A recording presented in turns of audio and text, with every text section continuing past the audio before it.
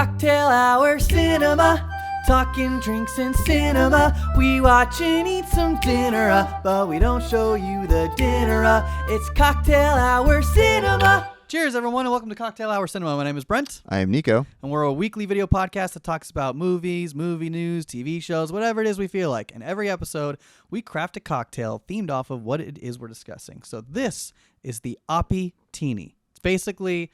Legend has it exactly how Oppenheimer used to make his martinis. So Yum. It's a little gross. It's got a nice honey lime rim. And if you'd like, pause the video now, check out the recipe in the description, and join us for a drink as we discuss Christopher Nolan's epic Oppenheimer. Cheers, bud. Cheers, bud.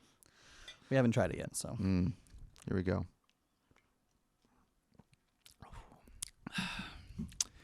You know, I like gin, so it's not terrible, and it's really good gin too. It actually is better than I thought it would be. Yeah, and the honey lime rim actually helps. It is strong, but yeah, it is strong. It is strong. Oh my god, cutting that up. Hey. All right, let's get into it. Let's do it. Oppenheimer is, even by Christopher Nolan's standards, it's one of his better movies, I think. It's his masterpiece. I think this is the best movie he's ever made. I think, Dark Knight was a great film. I mean, it's a comic book film. It's one of the best comic book films of all time. Dunkirk was a really good war film, but it didn't quite hit the Academy Award standards that I thought it was going to. Interstellar wasn't well received. I didn't appreciate that movie at its time, but over the years, it's kind of grown on me, and I think it's grown on the public, too. It's kind of gotten a cult following. That's actually my favorite Christopher Nolan movie. Yeah, it's great. I just watched it recently. It's so good. It's way better than I remembered it being. Yeah, it's an incredible film. I don't think it got the credit it deserves, but this one definitely will. Yeah. The laundry list of actors in it. I actually think it's kind of funny. It's a film on American history, kind of world history, I guess, but centered around American history, and it's made by a Brit with a lot of different Brits as the main actors. I mean, the main actor is actually Irish. That's right. Yeah, and then you have Emily Blunt, British, Pugh, British. Wow, yeah. Christopher Nolan's British. Is Rami Malek British?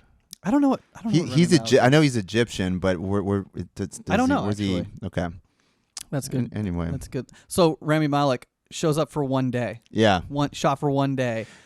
And that just tells you the power of Christopher Nolan. He could get any actor he wants. Any actor will pick up a phone if it's an extra part, if it's a small part, they'll be like, sure, I'm going to be a part of history. I'm going to be a part of cinema history forever. Matt Damon shared something that I thought was really interesting, and it's so personal that I was a little surprised that he shared this in an interview. But I thought it was really, really cool. He basically said that he was in couples therapy with his wife. And one of their stipulations was he needed to work less so that he could work on their marriage and they could better their relationship.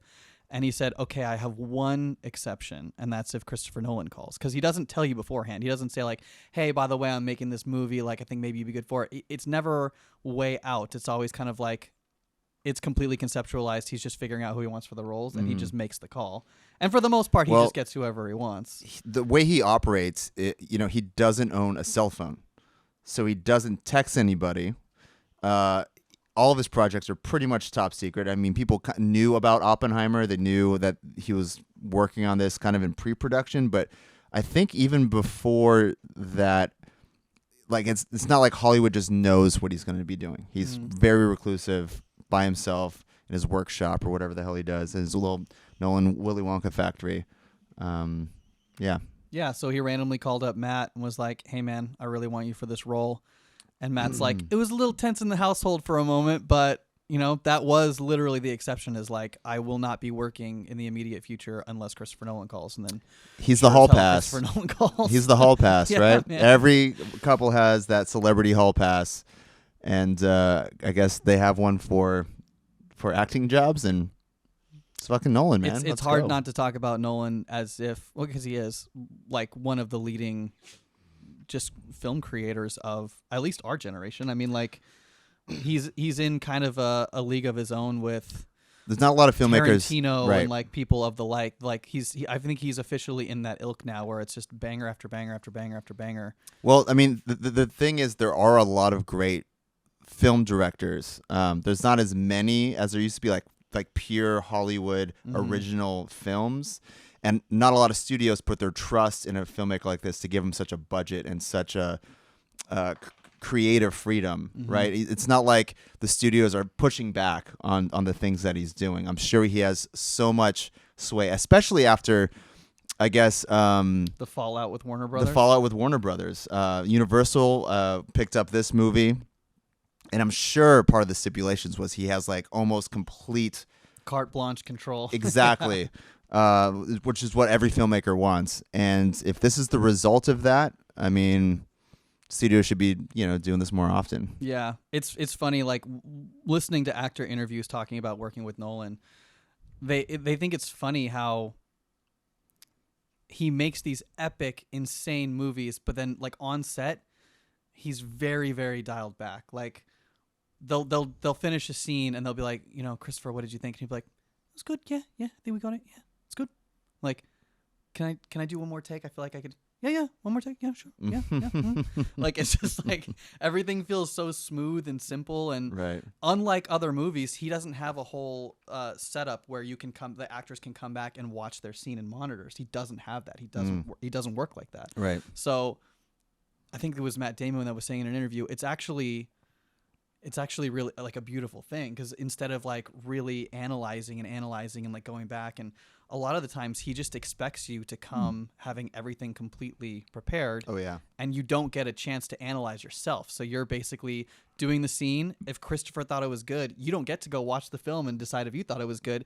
You just move along. And I mean, you couldn't do that in this movie because they were shooting in 70 millimeter IMAX. They didn't have a monitor city that most big productions have nowadays with digital formats and all that stuff. You would have like playback. You would have this whole monitor team, this little tent city of monitors, and in this you kind of had to trust that the cinematographer Hoyt van Hoytma was doing the right job, right? Because you only have one shot with film, pretty much. Yeah, you gotta you lay it all out there, and from the actor's perspective, at least from a couple of them in interviews, they said it was really exhilarating and really refreshing. Totally. I mean, this is kind of what they grew up watching, these movies. I mean, like film movies, 35 millimeter, like Robert Downey Jr. I mean, he's an older guy, but he grew up in the 35 millimeter Hollywood era, right? And like in the 90s, that was still a big deal. I mean, just in the last 20 years, it's been like digital formats are starting to become king, but Nolan's sticking to his OG roots. Like, film is the answer. Film has like a quality that digital just tries to emulate as best as it can, and this is just the real deal. Speaking of that, fun fact center. Let's go. All right. Tell us the fun fact, Brent. Fun fact. God damn it. This was the first ever black and white IMAX film stock. They literally had to invent black and white IMAX film stock for this. That's right. Because why would you even have black and white IMAX film stock? Like, why would you even do that? But it makes a lot of sense for this story. I do know that, this movie was really creative. Christopher Nolan always does creative filmmaking. I don't want to say gimmicky stuff, but he likes to play around with structure. He likes to play around with just like the story elements that he has his tools. He likes to like play around with them. And in this, what he was experimenting with was color versus black and white and what that was doing story-wise. And so there's a subjectivity to the color, shots. This is my next fun fact. Oh, I'm a little angry at you for. We'll have a fun fact on top of this one. So basically, the screenplay was in first person, right? So it wasn't like most screenplays. It's very objective. It's third person, and you're looking at the story, objectively. And in his screenplay, in the colored scenes, it's like the subjective version of And then in the screen, so Oppenheimer would be like, and then I stood up and I walked over here. And in the screenplay, you don't do that. That's like kind of a sin in the screenwriting world. But Christopher Nolan can do whatever the fuck he wants, so he did it. And the black and white scenes is switch back to third person. The person. objective, Exactly. the historical sense, Right. Historical perspective, Mm-hmm. which is so cool. Like, just creative. Just like why hasn't someone done that before? It just seems so obvious, right? Yeah. It's like when you think of an invention and you're like, oh, this has been done before, and you look it up and it has. The rare occasion you look it up and it hasn't, or you literally can't find it easily. Yeah. You should probably go make that. Yeah. Which I thought of one the other day, and I looked it up and it's not real. But I can't tell you what it is. I won't even tell you what it is. But basically, I'm going to be a millionaire in a couple of Great. yeah, I mean, we should talk about Cillian for a second. He just absolutely murders this film. I mean, obvious Oscar contender. Yeah. And he poured himself into it to the extent, every movie, the cast has parties and goes to dinners and does things like that. And there was an interview where Robert Downey Jr. was like called him, and Cillian was like, yeah, I'd love to go to the party, but I have to learn Dutch. Like, I'm going to learn Dutch, which they talk about in the film that Oppenheimer learned Dutch in 6 weeks in order to give a speech. And I fact checked that because I was like, that sounds a little bit like 6 weeks sounds a little completely true. Supposedly, he legitimately learned Dutch to the extent that he could give a speech in Dutch in 6 weeks. The actual man. He's a smart guy, from what I understand. Yeah, he's an intelligent guy, and I feel like that's something that smart guy would do. He was also well versed in French, German, Greek, Latin, and Egyptian Sanskrit. Oh, Jesus. And the Sanskrit is actually what his mindset kind of switched to. What is I'm blanking on the quote right now, where he says, like, I have become death. Yeah. Destroyer of Worlds. Destroyer of Worlds. That's actually, like, inspired by Sanskrit. Okay. So he was very inspired by Sanskrit, which I think is really interesting. That's cool. Other little, like, not really fun facts, but, like, parts of the story that are real that you kind of go over, but I wanted to do a deep dive into the history of it just to find out is there were actually several spies at the Alamo. Oh yeah, did they actually come forward later, or did they were found out later? So like, of course, they wouldn't come forward. But. Klaus Fuchs was a spy. Yeah, and there were also 3 others on top of that. There were 4 spies. So it was completely infiltrated. That's which wild. Is crazy. Yeah, and the whole point of Los Alamos was to not have those people in there. You would think that they would be properly screened, and you only have like a limited amount of people. Who knows if they turned later group. or they were turned during the process while they were there. Who knows? I don't really. Terrible. I didn't do a super deep dive, but I did find that interesting that there were several spies. Oppie actually proposed to Tatlock twice. So I don't think they portray that in the movie. They portray this sort of love affair, and they kind of like let it go where it's going to go. But he actually proposed to her twice. Oh yeah. And she said no. And they really glance over her supposed suicide. There was some suspicion of foul play, but they eventually ruled like, hey, this person's been like manic depressive for years, so it's probably suicide. Right. But yeah, the scene was really cool. It was really interesting how they portrayed that, but I did feel like it was almost a little glossed over. It was like a 30-second scene. Well, maybe a 1 this minute whole scene. movie, the pace was really quick. Yes. Like, you got the point and you move on. Like, that's kind of how Oppenheimer kind of operated. That was and that's always been Christopher Nolan's language in film, was just the scene moves quick. They're always walking or they're doing something fast. Mm-hmm. They're talking quickly, and then it just abruptly ends and moves to the next scene. The next thing. And the score is just playing along too. So it's like you have these long sequences where like you're moving through sets and different time periods in different cities, different people. And it's just like this flowy. It's almost, honestly, in this movie, it was almost too much.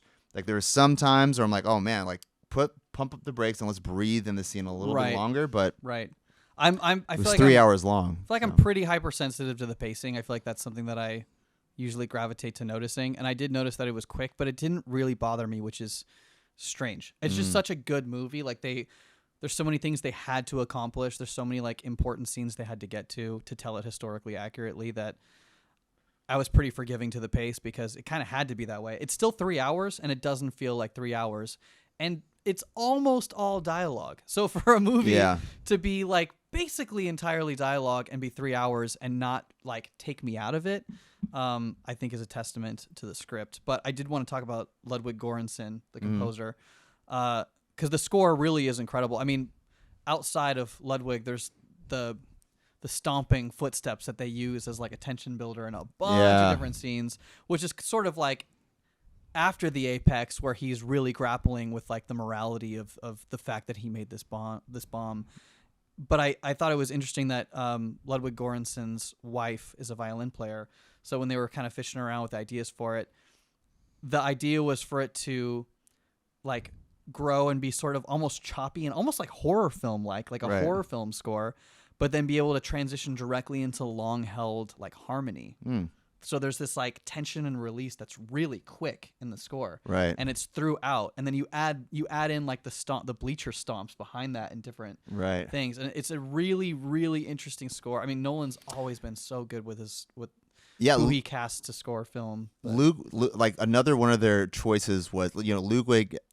Sorry, yeah. I mean, well, he decided to not have any drums at all in the score because it's an instrument that's associated with the military, and that's not what Oppenheimer was. Like they even made I mean, that's not who he is as a character, right? So he's very anti-military, even though he's helping form this, the super weapon. I did like that they made a scene where he was in a military uniform, and the guy was like, "Why are you in that? That's not you." Yeah, right. It was a great scene that. It really was like, he was trying to be a leader. He's trying to lead this team, so he thought maybe the uniform would help him with that. But really, it's just himself. He just has to be that guy. Yeah. He really did poison an apple with cyanide and leave it on his professor's desk. Oh shit. That is a real thing. Now, where the movie got it wrong, and I get why they did. They wanted to, I think Nolan was trying to humanize him a little bit, but the way it plays out in the film is that just in the nick of time, Oppenheimer grabs the apple before the guy bites it and says something witty. In reality, the school found out. Oh shit! And he was like very heavily reprimanded, which is crazy because he wasn't kicked out of the school. Can you fucking imagine? Yeah. In this day and age, if you put cyanide in an apple for your professor and left it on his desk, and you didn't go retrieve it, but the school found out. Yeah, I mean, you go to prison or something, right? Right. Like, yeah.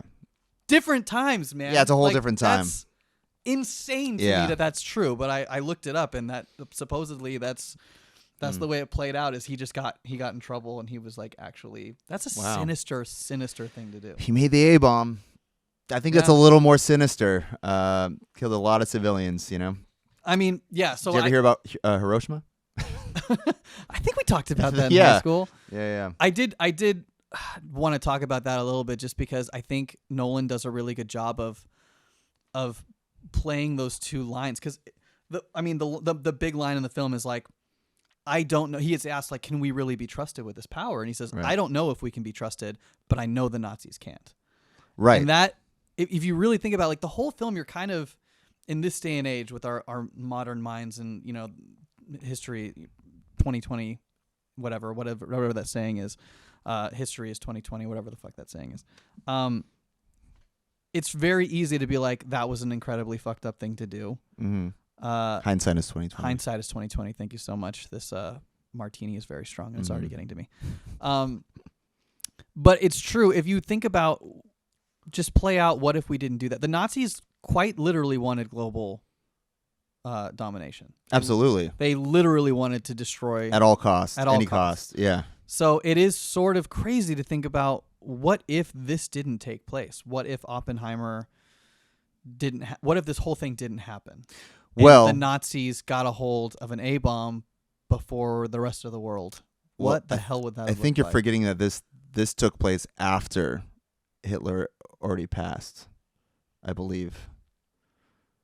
Germany was already defeated. We were racing. You're absolutely right. We were racing Russia. Yeah. But why would they use the famous quote is, "I know we can't be I don't know if we can be trusted, but the Nazis can." That is like the main. It's like the signature quote of the film.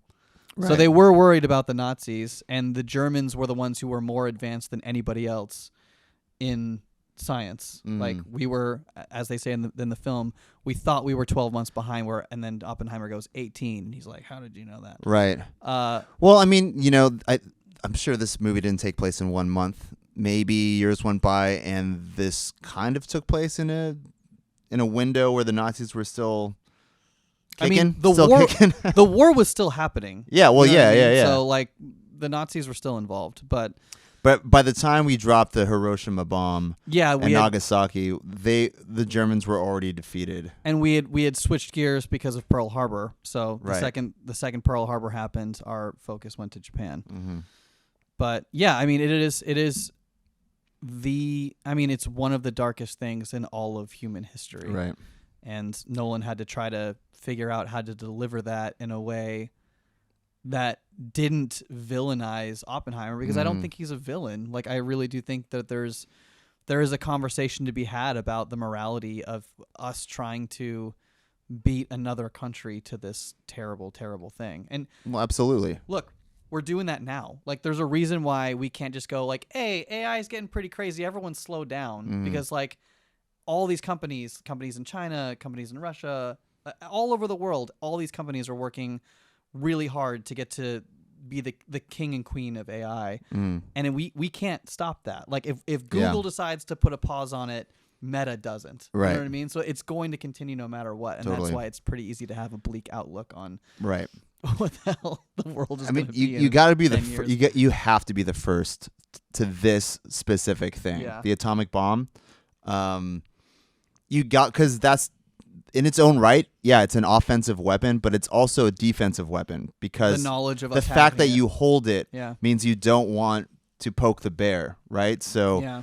And then I love how he says, like, until a bigger bomb is made. And look where we're at now. Yeah, Now, the H bomb. that's nothing. I right. mean, the atom bomb is nothing. We Yeah. can shoot those hundreds and hundreds of miles with, like, accuracy. And, like, we could line up hundreds of those right now.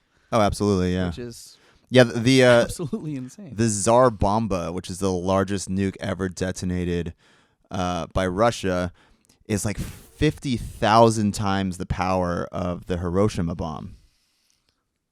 I believe that's Well, I think it's 50,000 kilotons of TNT. Makes me not want to have kids. Yeah, it's pretty wild how strong these bombs are now. Like they're insanely strong. Anyway, let's talk about Albert Einstein because he was a great. I was about to go like No, down a rabbit hole, and you're right. This is not. Let's talk about Grandpa Einstein because All he right. was he was a lovely character in this. Einie. Yeah, good old Einie. I feel like we need a hard U-turn away from that dread and disgust that I'm we not have for having kids. Yeah, Anyway. yeah. Anyway, yeah, Albert Einstein played by. He was the same actor, and I'm forgetting his name, who was also in I know I should have wrote it down. He was also in The Dark Knight Rises, and he was another small part that was really important. When Batman broke his back and he was in that pit that Bane put him in, this old man was kind of helping him, like readjust his back and put the spirit back into Batman, and helped him kind of climb out. And Albert was kind of that character in this. He wasn't like super important to the Trinity project, but he was that like source of wisdom, right? They went to him when they're like, can you do the math? Can you double check the math? Because like we could destroy the world if we get this wrong. So I like that he was in there. And also, he had this really nice small part, but Nolan did a lot with him. There was a scene where we first meet him, and the wind blows off his hat, right? And Oppenheimer picks it up. Like they replay that scene a couple of times, like just that image, right? of But the wind blowing off. later on, when we see him in the same park, now he's wearing a black beanie because he adapted to the changing winds of the fall. Mm-hmm. So now it's like. Yeah. Oh, like he's really smart because he changed his hat. But it's a very subtle thing to do to a character, and they don't really address it. I mean, they address the hat falling off and Oppenheimer picking it up, and it was a great way for them to meet cute. But but I love that they decided to like have him in a beanie now because he just adapted to a situation that he remembered. You know. Yeah. It's interesting how they use it. I mean. It's not like I'm a history buff, so I can't. Although I did a little research, it's not like I can really stake any sort of claim as to like what Nolan did right or wrong. But it feels it feels like he represented each person as they were. Like even Right. like Robert Downey, the way Robert Downey Jr. talks about his character. Like, He was so good in this. I mean, the acting in this is just. Emily Blunt is incredible in it. Everybody. Everyone brought the best they could, like the very best they could, every single day. That's what it felt like. It was really and a lot captivating. of them had like 1 or 2 day shoots. It was like you get a huge star, they have a little role, and it's like you're showing up on this day, you're given a monologue essentially. And I'm sure they're stoked to be in it. You know, and absolutely what a stoked. great way to do it too. To be like, all right, cool. I just have to murder this one monologue. Yeah, and that's my part in this film, and you get to be a part of this. I'm calling it. Film. I'm going to call it right now. This is going to be Christopher Nolan's first Oscar win. I mean, it's the first for Best Picture and for Best Director. He hasn't. I don't think he's won anything at the Academy Awards. I could be wrong. Maybe a screenplay. We should look into that probably. I we do should know probably have facts right here on the screen. Whether he's that's never accurate or won not. a Best Director or a Best Picture award. So I think this is certainly isn't going to win it for Tenet. God damn, he's made so many good movies though. But no, I mean, yeah. Let's face it. You make a historical film and you do it really, really well, you're going to have a pretty good shot at the Oscars. It is Oscar bait. 100%. Oscar bait is a period piece, serious period piece with amazing actors, ensemble cast. Not just blockbuster actors, but ones that are well respected, aka literally everybody in this film. And on top of that, he did something that film has, like he's done one of those never been dones. He did the subjective black and white, objective, right? The color thing, like that is something that has not been done in film. He pioneered 70 millimeter IMAX film. He pushed the boundaries of filmmaking with this amazing, awesome film. I do think it lingered a little too long. I think it overstayed its welcome a little bit. But I it's probably so would have hard to shaved think 10 minutes out of it. But it's so hard to think of what you could shave out of it and still keep one, the historical part of it accurate, and two, like it felt honestly like every single conversation that was had was important to the plot. Well, true. I thought the trials lingered on a little too long, but and I'm not the only. I don't believe I'm the only person who feels that way. I've heard other people express that too. That being said, it didn't. I'm not knocking it down a peg. You know, it's still like one of my favorite movies of the year, and it you know. Well, and let's talk about the climactic moment of the film, like the choice for when the Trinity test happens for that to be completely silent, like the choice to just have it go dead silent and just hear people's almost internal reaction. Well, it was Oppenheimer's breath was the only sound that was playing. That is such a brilliant idea of how to orchestrate that, and then having I don't know. Well, you know, I mean, unexpected in film, in movies, when a camera's far away from an explosion, you hear the sound immediately when the explosion happens. Right. In reality, when the explosion happens, it's got to hit you a little bit later. And I love that they utilize this because it always bugs me. It doesn't bug me, but I understand why it happens. And they utilize the hell out of it. It was, but a it long shows time the sense of scale of the explosion when you hear the sound later. You know, and you feel the wave. Like I loved the explosion. Like it's one of the best explosions captured on film, I think. And there's been a lot of explosions on film. And it should be talked about. It's not that there was zero CGI, but there was zero CGI. No, that's incorrect. There was not. So Nolan said no. He didn't. He didn't say there was zero CGI. He said he attempted to do as little as possible. They did use CGI in the film. The explosion had zero CGI. Okay, but the film has CGI in it. It's just very it's cleanup shots. I'm sure. Yeah, it's very minimally done. But the whole point was like very, very early on. He was like, "How do we do this without CGI?" And that's.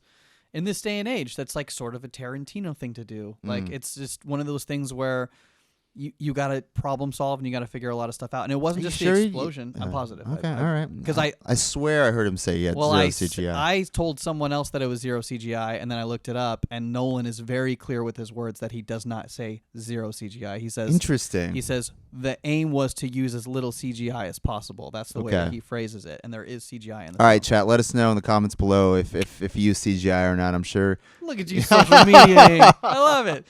Tell us what you think about the CGI. All right, chat. Also, could you blow us up, please? Yeah. Like and share, comment. Yeah. Tell your friends. Okay, one last thing I want to add to this. So we saw Oppenheimer in 70 millimeter IMAX. There are only 19 screens in the United States that showed this film in 70 millimeter IMAX film. So we felt it was very nice. It was very special. No trailers in the beginning of those screenings because the size of this reel is the size of a living room. It's a massive piece of film. It's like like they had to carry this thing on like a pickup truck or whatever. A pickup truck, like a fucking 18-wheeler. And they said there was just no room to put any advertisements in it. I'm sure Nolan was like, no, we're not doing any ads. And this is Nolan's preferred format. Mm-hmm. I'm sure he wanted to make his movie-going experience as sacred as possible. Right. No advertisements before the movie. Right. Start the show at 7:30, and Universal's like, aye, Captain. Right. I mean, you don't want someone like Christopher Nolan leaving you. Like Warner Brothers, I'm sure, is kicking themselves in the ass right now with the fact that they lost one of the best directors of our day and age. Absolutely. I mean, Warner Brothers was the place for filmmakers. I think Scorsese was a Warner Brothers guy. Tarantino was not a Warner Brothers. Anyway, yeah. It's annoying when people don't know that. Like, luckily, we knew that, and we got in before the movie started. But I cut it real close. You cut it real close. I mean, you literally sat down as the movie started. I was in line for a drink, and I was like, I gotta bail. Yeah, I gotta bail. We were in line for a beer, and I was like, this isn't worth it. I had to leave the line because it was worth it. It was. I think the show started at 6:30. And it was 6:29, and I'm like, I'm not gonna get a drink. I'm gonna bye everybody, and I just ran to my seat. And as soon as I entered the theater, it started. And it was annoying because there was about 10 minutes into the movie where people are just coming and saying, "Oh, all right, PSA, movie etiquette." PSA, I know what you're gonna etiquette. say. Don't fucking walk around with your iPhone light on. Where's my seat number? This dude walked all the way down. I saw two guys do it. Like, that made me angry. Where's he my walked seat? all the way down to the front, walked in front of everybody, and then walked all the way up the other side of the theater, and then halfway down into a lane. And it was like, I wanted to fight that guy. It's not like you're blind. There's a movie. There's a movie on. Like, there's lighting up the theater. If you're that blind, okay. No, I thought that was a dare because he just went. He walked down and was shining the light towards the audience. Walked down the whole stair set, went to the front row, was shining up into our seats, and then walked up and back around. It wasn't like he was looking for a seat. It was just, I think it was a dare. Ugh. Well, screw those people. They suck. It was dumb. Before we finish, I want to talk about what an epic film weekend this was. I mean, Barbenheimer. We got to address the Barbenheimer. We got to address Barbenheimer. Yep. You said last week you didn't think Barbie was going to be one of the top grossing films of the year, and it is already breaking records. Yeah. Nico's bad theory strikes again. It's on its way to 300. It's predicted to hit 300 million by the end of this weekend. It's wild. Which is amazing. And I don't think it's going to pass Super Mario Brothers at the total worldwide box office. $1.3 billion. I'm not sure it's going to reach that mark. I guess globally, no, I would probably agree with that. But I think it'll probably surpass U.S. Global, it's really hard to beat a global reach for Super Mario Brothers. That's like damn near impossible. Yeah. Yeah, Barbie is a kind of an Americana toy. But US, I think it probably will. But anyway, so let's talk about Oppi. 82.4 million opening weekend U.S. Pretty global good. 93.7. That very good. That outdid what they expected. Yeah. 5 days running, it already clocked over 200 million. The budget of this thing was 180 million dollars. I've seen some people say 100. I've seen other articles say 180, which is insane that there's an $80 million gap there. But it is presumed that the movie needs to make 400 million to become profitable, and man, they are well on their way. Yeah, no, they will absolutely get there. This was the fourth largest box office in history. This weekend was the fourth largest box office earnings in history. And it was basically Barbie and Oppenheimer. Yeah, just them two together. Yeah, it was what was Barbie 130, 155? I think it was 155, and then 80 for Oppenheimer. Oppenheimer was 27% or something like that of the global box office, and I think Barbie was like closer to 50. Yeah, so it's $155 million, and that for Barbie, $80 million for Oppenheimer. Them together put this at the 4th largest box office opening, which is weekend honestly of all wild time. that Oppenheimer in a post-COVID era. Yeah, which is wild. I mean, thank God. Like, please, people, if you're watching this podcast, you probably don't need to be told this, but go to the movies. Go to the Like, movies. Let's keep movie theaters in existence. Yeah. There's been a couple that have closed that we have known about since we were teenagers. Then it's a bummer, man. Like it's. I mean, we're movie buffs. That's why we have this podcast. Right. But it's such a different experience watching it in theaters with people than watching it at home. And it doesn't have to be a crazy huge blockbuster. It doesn't have to be an IMAX. Like, we're gonna go see Strays, and we're gonna do one of these stupid things on Strays. Homeward Bound, rated R Homeward Bound. Rated R Homeward Bound. Yep. And it's, it's gonna be fucking stupid. And yeah, you can watch that in your living room. But I mean, I like watching comedies with a bunch of people. I think it's fun. Me too. All right, everybody. That's our show. We love you, and we'll see you next week for Haunted Mansion. Catch us next week. Okay. Bye.